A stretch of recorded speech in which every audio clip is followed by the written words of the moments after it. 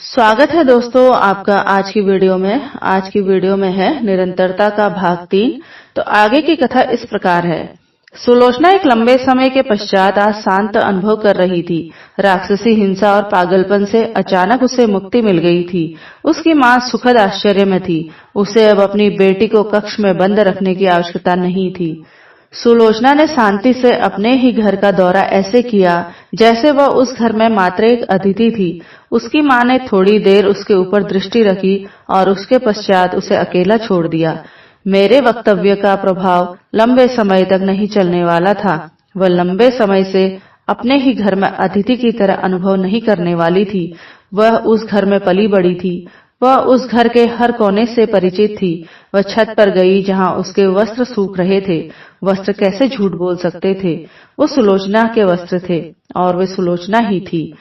वह नीचे आई और घर के बाहर गली में टहलने लगी। उस गली में उसके बचपन की कई स्मृतियां जुड़ी हुई थी। वह ठीक उस स्थान को पहचान सकती थी जहां पर गिरकर उसे चोट लगी थी जब वह मात्र 8 वर्ष की थी। उस चोट का चिन्ह अभी भी उसके पैर पर था।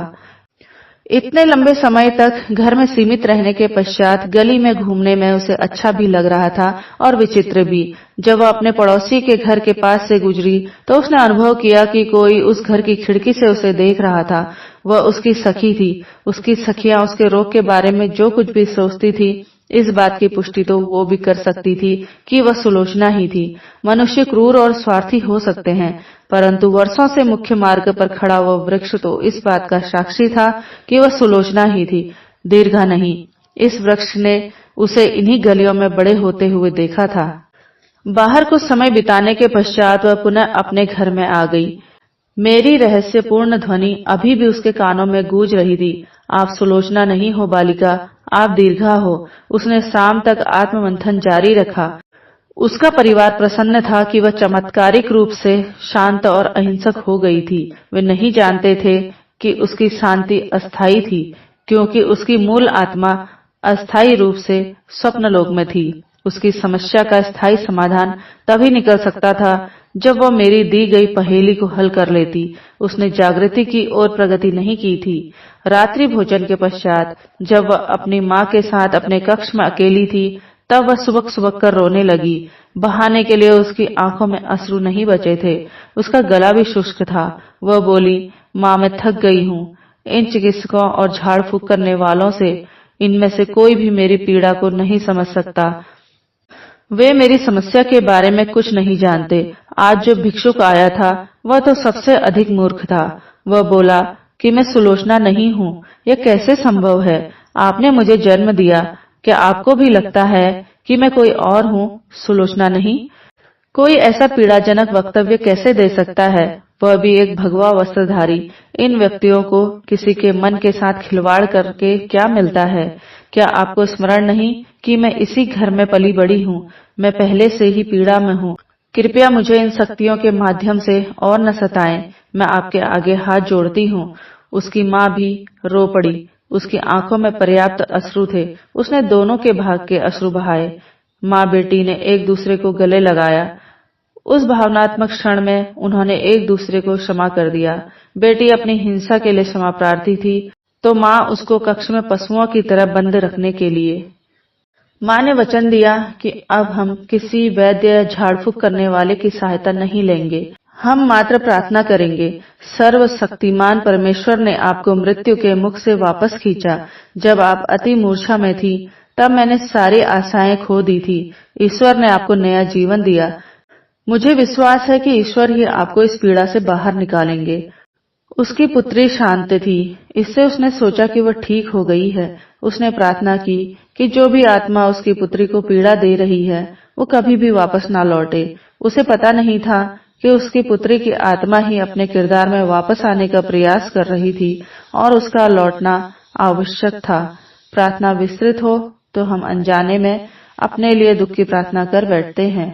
इसीलिए बेहतर है कि प्रार्थना को संक्षिप्त और सामान्य रखा जाए। जैसे कि यह प्रार्थना सामान्य है कि हे ब्रह्मांड के देवताओं, आपको सब कुछ ज्ञात है। आप जानते हैं कि मेरे परिवार और मेरे लिए क्या भला है और क्या बुरा।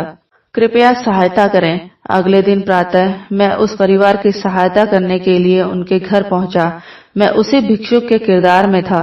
मैंने सोचा था कि इतने लंबे समय के पश्चात उस घर में शांति लाने के लिए मेरा आभार व्यक्त करेंगे और आदर सत्कार करेंगे, किंतु सुलोचना की मां ने मुझे प्रणाम तक नहीं किया। जो चाय उसने मुझे दी थी वह भी ठंडी थी। मैंने पूछा, सुलोचना अब कैसी है? वह अब यहाँ नहीं है संत जी, उसने मुझे टरकाने के लिए उत्तर दिया। मैंने उसे एक रिश्तेदार के यहाँ भेज दिया है। वह सब तो ठीक है, परंतु वह कैसी है? मैंने अपना प्रश्न दोहराया और उसकी असत्य बोलने की चेष्टा पर मुस्कुराया। मैं आपकी बहुत आभारी हूँ संत जी, उसने कहा। मैं वास्तव में बहुत आभारी हूँ, परंतु उसे कल रात्रि शांति से निद्रा आई है ना? मैं उसकी समस्या का मूल कारण समझता हूँ। मुझे उसको अस्थायी रूप से ठीक करने की अनुमति दें। मुझे केवल अल्प समय के लिए उससे बात करने की आवश्यकता है। मैंने अनुरोध किया। उसने सिर हिलाया और उस कक्ष की ओर संकेत किया जहाँ सुलोचना अभी भी सो रही थी, अर्थात सुलोचना और दीर्घा दोनों की आत्माएं स्वप्नलोक में थी। मैं जानता था कि दीर्घा की आत्मा स्वप्नलोक में कौन कौन से दृश्य जी रही है। मैंने कुछ देर प्रतीक्षा की। मैं जानता था कि स्वप्नलोक का कौन सा दृश्य जीने के पश्चात स्वप्न टूटने वाला था। वह दृश्य आ गया। वह एक वृक्ष पर स्थापित दृश्य का झूला झूल रही थी। वह वृक्ष वैसा ही था जो सुलोचना के पड़ोस में था। फिर अचानक उसे लगा कि वह वृक्ष उसके पिता हैं और वह झूला उसके पिता की बाहें, और तत्पश्चात रस्सी टूट गई। उस सुरक्षात्मक बाहों ने उसे अचानक ऐसे फेंक दिया जैसे वह रद्दी सामान की एक बोरी थी। उसे अपने मानव लोक के तन में भी झटका अनुभव हुआ और वह जाग गई। उसने जैसे ही आंखें खोली, सामने मुझे पाया। अच्छा हुआ कि वह एक स्वप्न ही था। मैंने कहा, आप सुरक्षित हो, यहाँ कोई टूटा झूला नहीं है। यहाँ पर सुरक्षात्मक हाथों ने आपको अज्ञात के अंधकार में नहीं धकेला है। आपको कैसे पता चला? वह आंखें मलते हुए उठकर बैठी और मंद स्वर में बोली, आप अब सपने में नहीं हो दीर्घा। मैंने शांत स्वर में कहा। यह जानकर कि मैं उसके स्वप्न के बारे में जानता हूँ, वह थोड़ा हैरान हुई और थोड़ा डर गई, परंतु उस डर से उत्पन्न हुई मेरे प्रति श्रद्धा और विश्वास। अब उसे मेरे हुनर पर कोई संदेह नहीं था। वह जानती थी कि मैं अन्य सभी चिकित्सकों आदि से भिन्न था। आप क्या सपना देख रही थी? मैंने पूछा। परंतु आप तो पहले से ही जानते हो संत जी, वह बोली। मैंने कहा, आपको जो भी स्मरण है उसका स्वयं वर्णन करो, यह आपके उपचार के लिए महत्वपूर्ण है। एक के पश्चात एक बेतुका दृश्य संत जी, वर्णन करना कठिन है। तत्पश्चात उसे झूले के दृश्य से पहले के दृश्य स्मरण हो आए। उसकी आंखों में भय नाचने लगा। दृश्य का वर्णन करो, मैंने उससे आग्रह किया। मैं एक ऊंट गाड़ी में थी संत जी, उसने कहा। गर्म रेगिस्तान के मध्य में ऊंट गाड़ी की सवारी कर रही थी। मैं एक रेतीले अंधड़ से दूर जाने का प्रयास कर रही थी। मैं अपने पिता के साथ थी और वह अपने खेत में जा रहे थे। यह सब तर्कहीन है, इसका कोई अर्थ नहीं है। दृश्य का तर्कशील होना आवश्यक नहीं है। मुझे बताओ कि आगे क्या हुआ? उसने अस्थिर स्वर में कहा। फिर मैंने देखा कि मेरे पास बैठा व्यक्ति कोई और था, मेरे पिता नहीं, कोई अनजान थे वे। उन्होंने अपना चेहरा कंबल से ढक रखा था, परंतु वह गर्म रेगिस्तान में कंबल क्यों ओढ़े थे, यह सब बेतुका है। उस अनजान ने आपसे क्या कहा? मैंने पूछा। उसने मेरे कान में कुछ फुसफुसाया।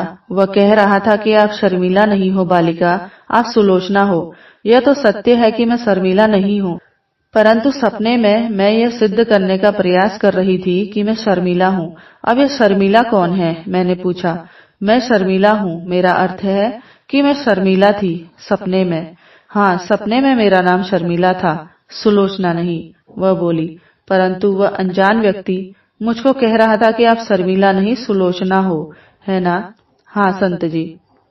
अनजान मुझे कह रहा था कि मैं सुलोचना हूँ। मैं उसका खंडन कर रही थी। मैं यह सिद्ध करने का प्रयास कर रही थी कि मैं शर्मिला हूँ।